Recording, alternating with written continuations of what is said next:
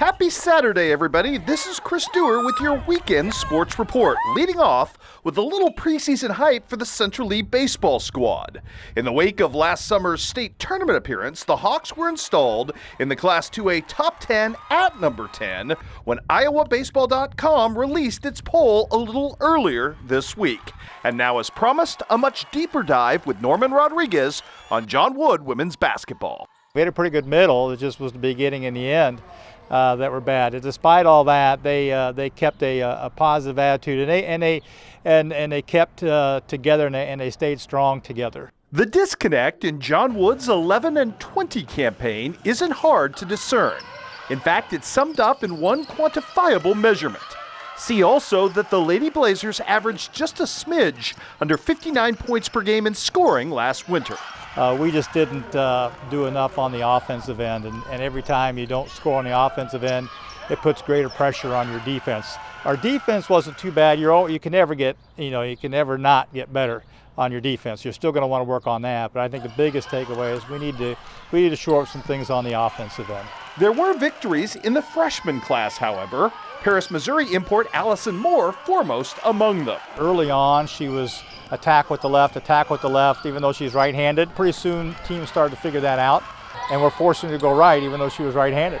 And she did make a concerted effort to adjust her game. She was the only freshman on the first team all-conference. That was a good recognition for her that the coaches saw something in her game and in the way she grew as a player.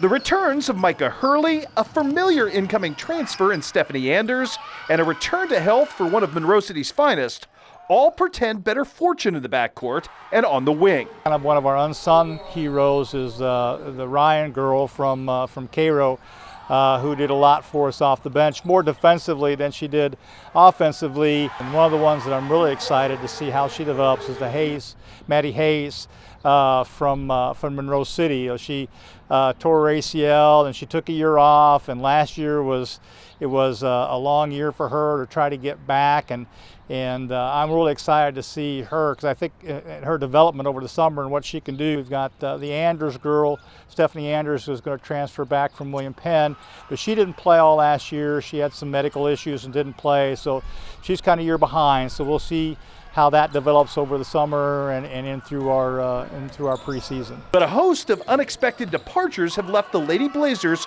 scrambling to find power in the paint. We really need to develop that. We are still in the hunt for some bigs to come in.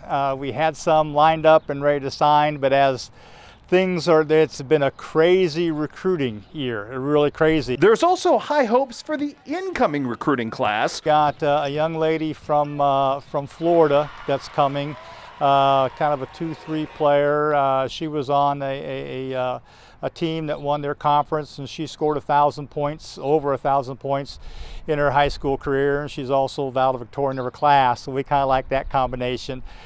So she's coming up. We've got a young lady from Green Bay, Wisconsin, who was the leading scorer on her team. We've got a really good point guard coming up from St. Louis. We've got a young lady from Milan coming, Tali Gray.